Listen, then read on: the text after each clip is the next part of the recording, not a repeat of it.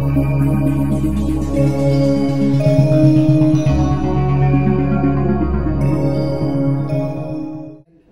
was a fellow in class who he didn't want to have anything to do with that. And I remember telling him at the very end of the class, I said, you know, you're really good. You want to stay after class and practice? He didn't come back. Because you were taking it as a follower at that time. Yeah. To learn the women's role, which is what they usually did. And we met Estella there, and there was also, I think Chris Aston was there at that time. Yeah. Yeah. Richard Rogers?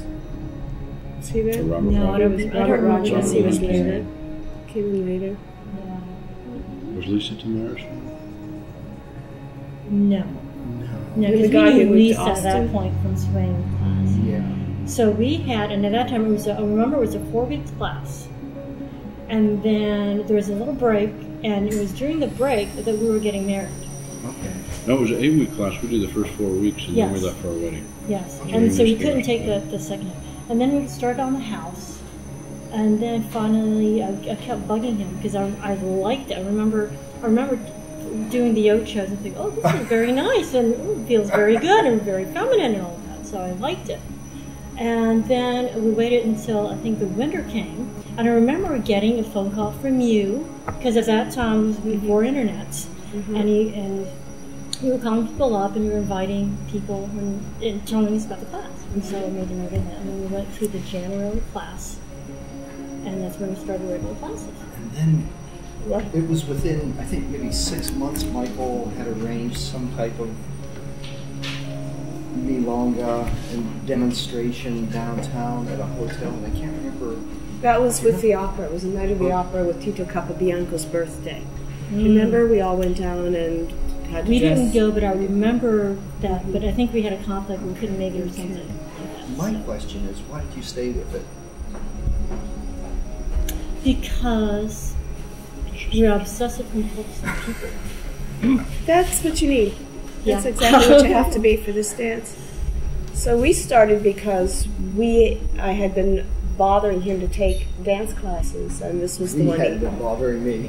we had been bothering him to take a dance class, and this is the one he came up with. And after our 3 weeks with Michael, I said, I don't want to be a dilettante. We either do it or we don't, and I'm not messing around with this dance. We're either in or we're out. Because I liked it a great deal. It's for you. Has it been? For me, it was mixed, really mixed. I hated it and loved it. And after about 6 months, I found some music that I liked, different than what Mike was playing. Okay. I still have the original tape that they sold. There were 2 tapes, and I would listen to them over and over again. And I still have them. I haven't listened to them in a while because I don't have a cassette player. Yes, yes. And there's a Sexteto Mayor one. Yeah. Now when I listen to it, I'm like, oh my God, we answered that. So no, they're fun. And I realized one of the reasons that I could listen to it over and over again was because I had no idea what the words meant. Yeah. And so it was never really boring to me. Yeah. If I listened to the same Beatles tape over and over again or something, I'd be bored. But with tango music, that wasn't like that because I had no idea what the words meant. So we started doing it, but it took us a while because at the time we were also dancing swing, and it was that whole community, the whole country traditions community, which is what enabled the tango community to start. Because Lisa Tamaris and Alex, her husband Alex, and this is the story I got from Daniel Trenner, of all people who remembers this, but they would go down to Washington, D.C. to study with Daniel Trenner. And they would go back to Pittsburgh and practice and share stuff. That's when they eventually find Michael, and Michael found Linda. And that started the tango community through Cold Country Traditions. And the Pittsburgh Tangueros started through that, and they're still under that umbrella organization. So for the original, I remember there was a lot of swing people in there.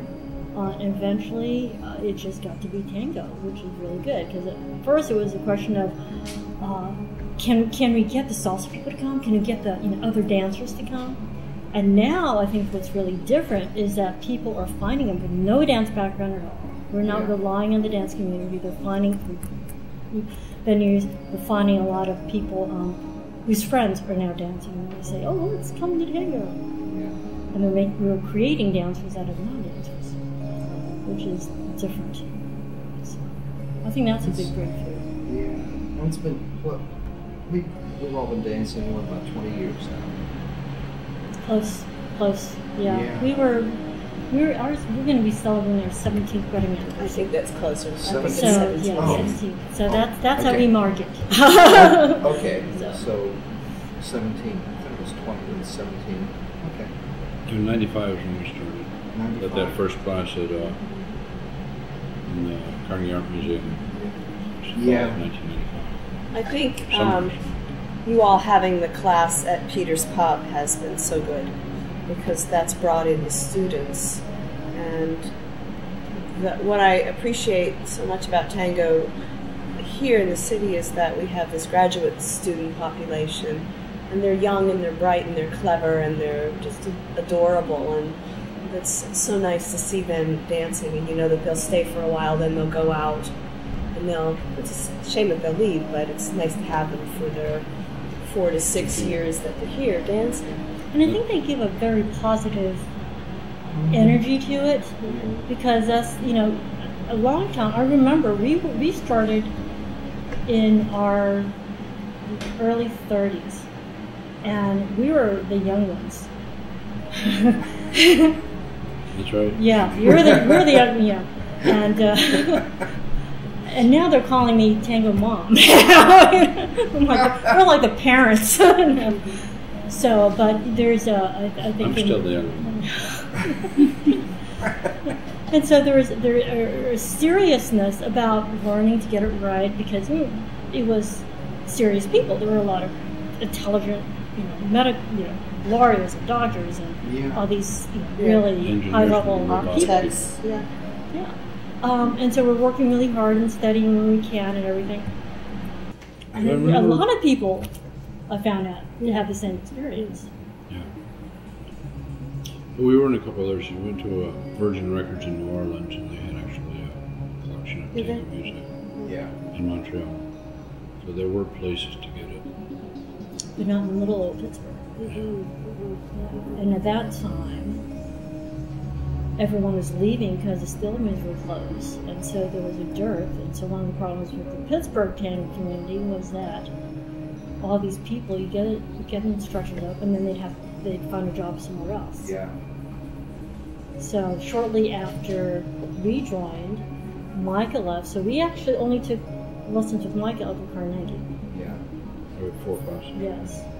And then after that, when they started the Wilkins School, it was Greg Meter who was teaching with Linda. Yeah. He went home to Austin.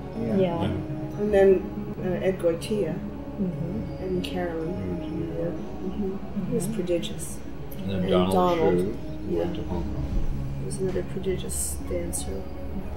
Well, And then came Chris for a while, and then he moved.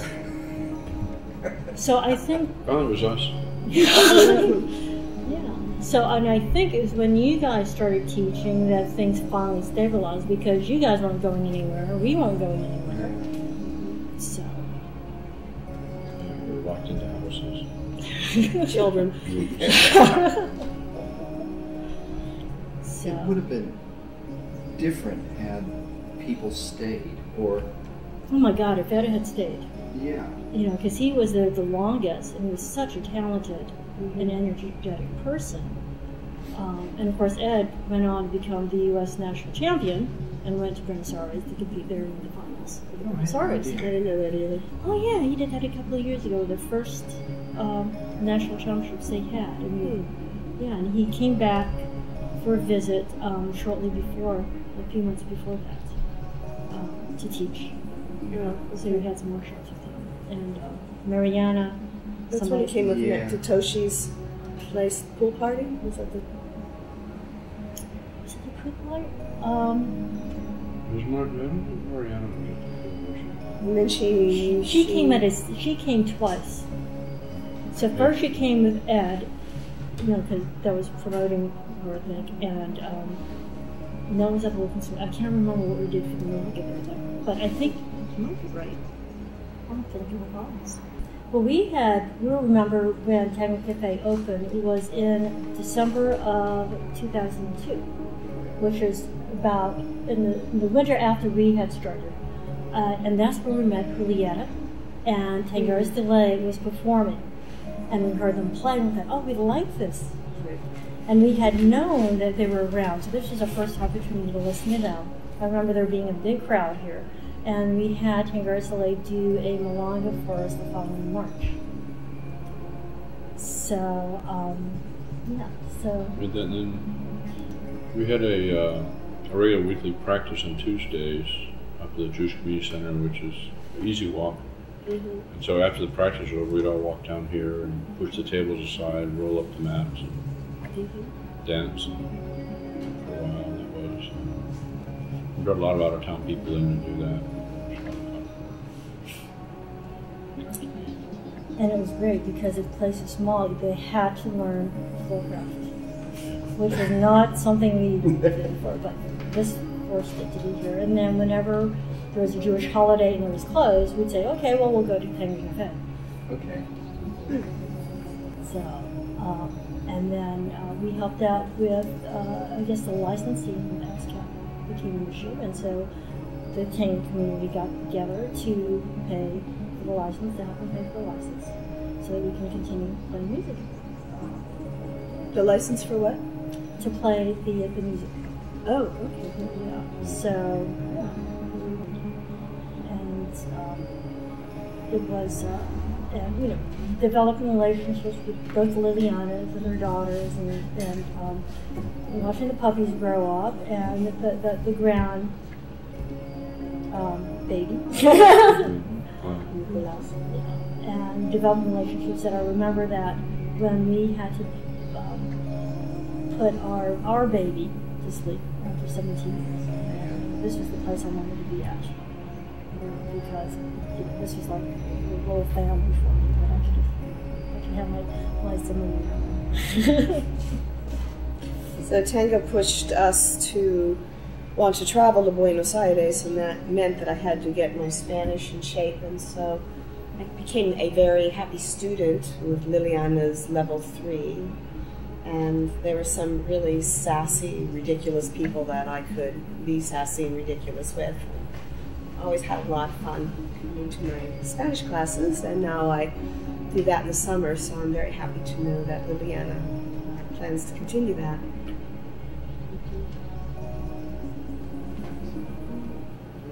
Leanne, do you have anything you want to say about Tango Cafe? Because you usually don't take the Spanish classes, nor did you dance, because we were home being parents. Did you ever eat here?